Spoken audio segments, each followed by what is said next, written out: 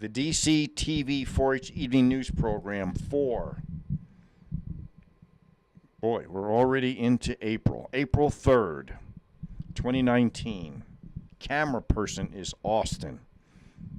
Video engineer and sound engineer and producer is Edward. Teleprompter and prompter is Dan. News anchors are Devin Harrison. I found my checks, Harrison. And Daniel, what was his nickname? Little Green. No, that's Little Green Dragon. Okay.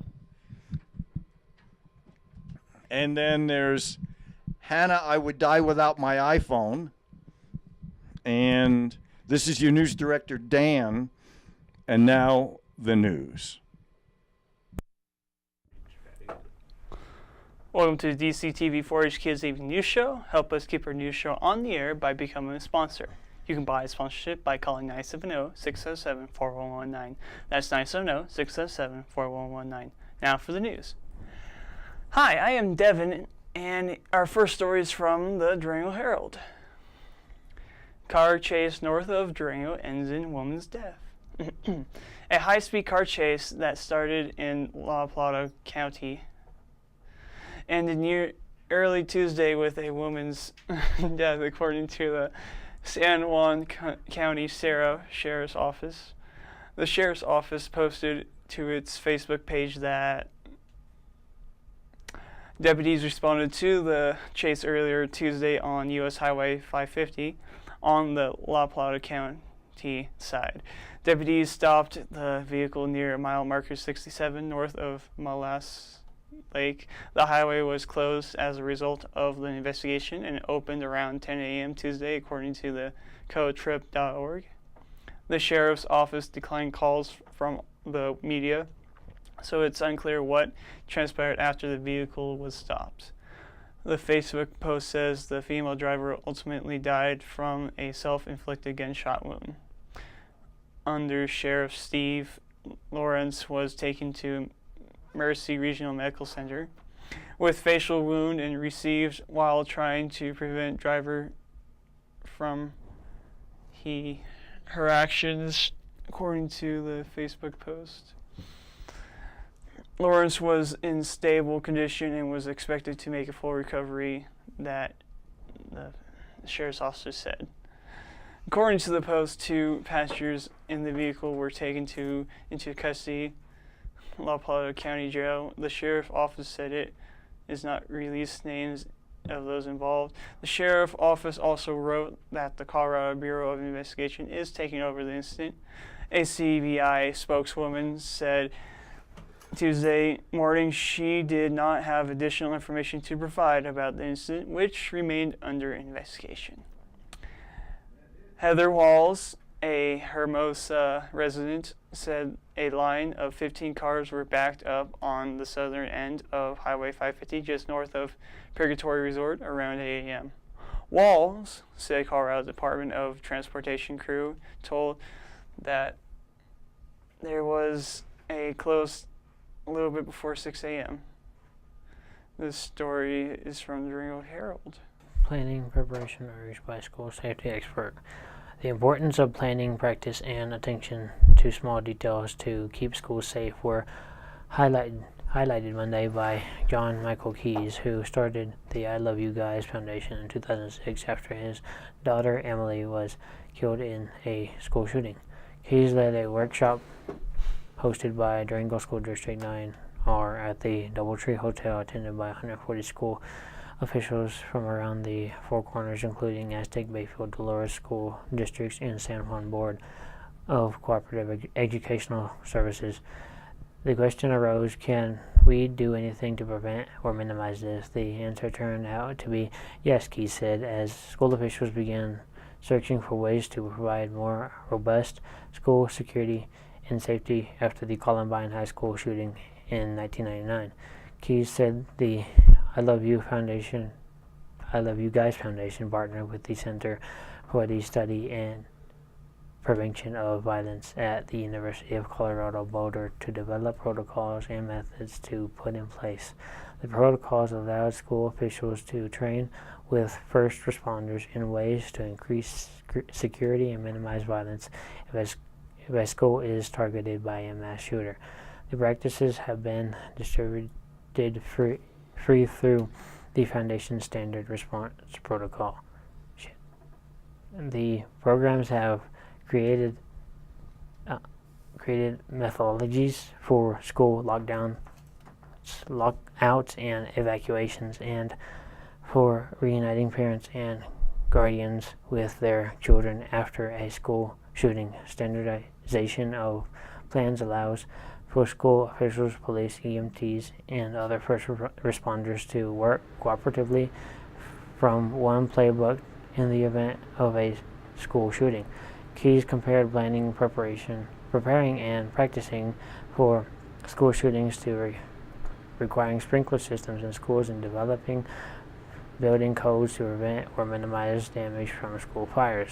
The idea is that threat assessment, remediation, and intervention work. A principal instilled a mindset of parking to leave at a school, in which employees backed into parking spaces when they arrived in the morning, so they didn't have to leave by placing the vehicles in reverse at the end of the day. When statistics showed more students are hit by cars in parking lots, I want you to be ready for and prepared, and part of that is paying attention to small actions. Part of that is being in the parking to leave mindset, he says. This story is from Dringlehurst with Devin. St. Louis beats Avis in shootout. Ryan O'Reilly scored the only goal in a shootout, and the St. Louis Blues slowed Colorado's playoff push with a 3-2 victory over the Avalanche on Monday night. Trying to hold onto the final postseason spot in the Western Conference, the Avalanche had won 4 consecutive games and were 6-0-1 in their previous 7 games. They earned 1.2 move to head of Arizona for the second wild card in the West. Both teams have 3 games remaining. Colorado is 3 points behind Dallas for the top wild card by getting to 86 points. The Avalanche elimination Edmonton from playoffs contention.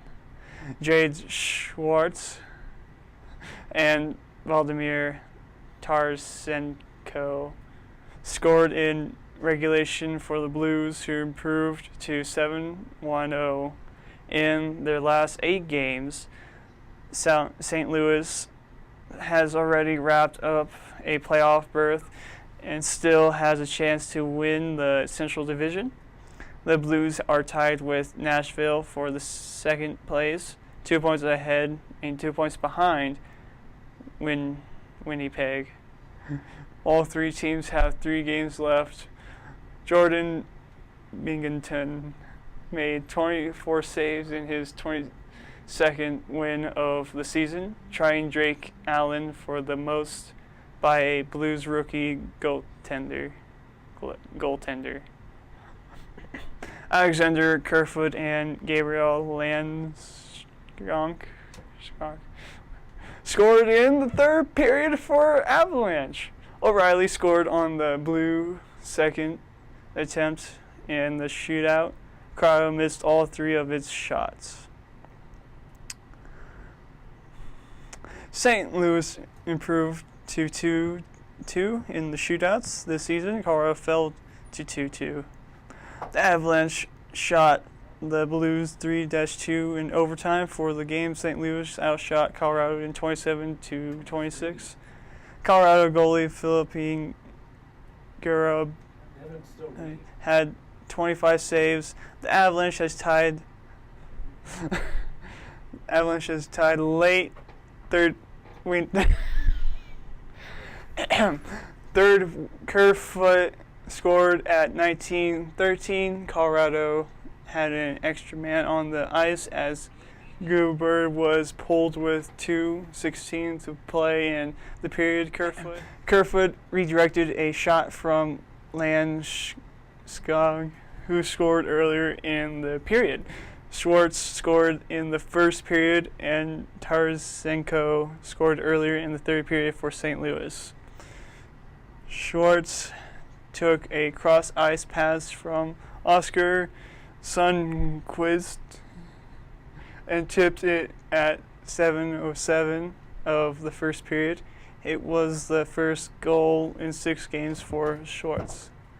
The goal made up for one that was taken away earlier. Tyler Bozak scored 1:40 into the game, but the goal was disallowed. Bozak was ruled offside on the play.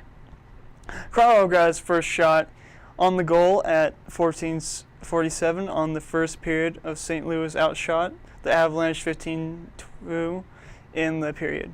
Neither team scored in the second as Colorado outshot the Blue 10-13. Now the stories from the Denver Post with Daniel.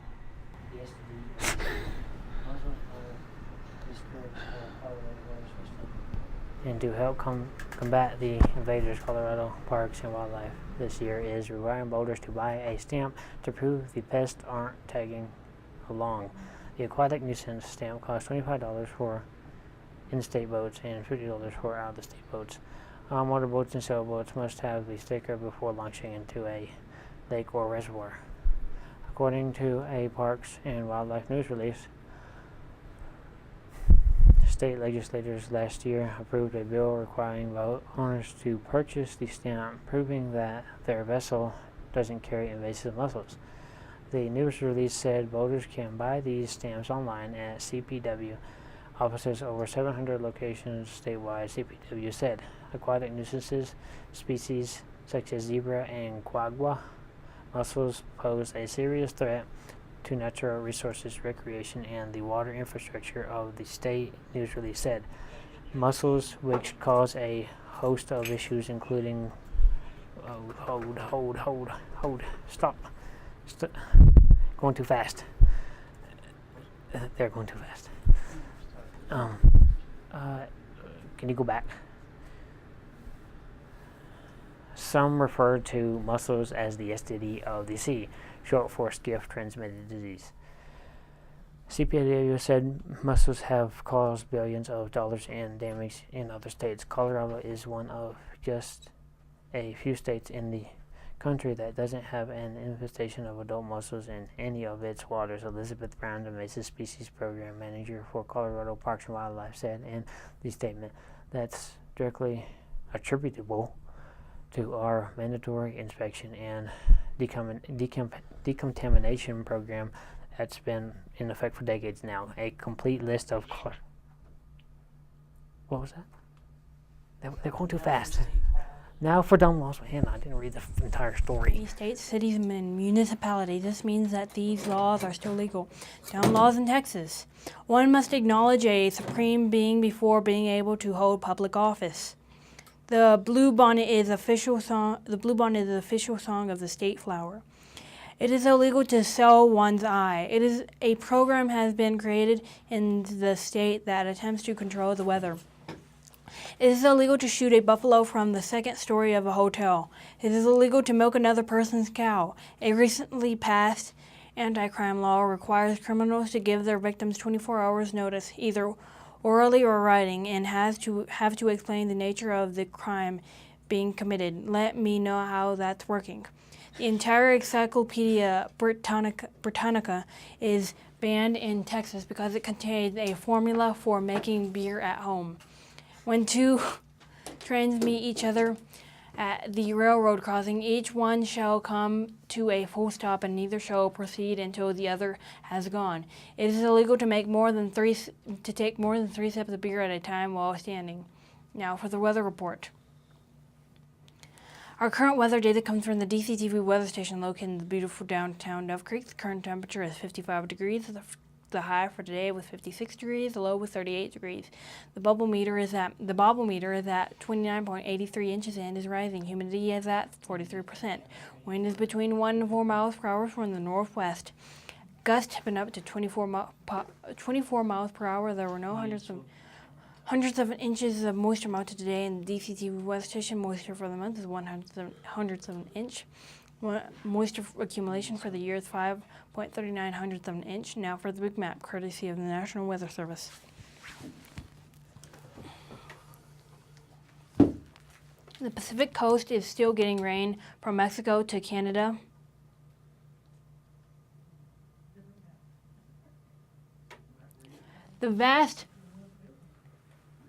From Texas up into Nebraska, there are thunderstorms.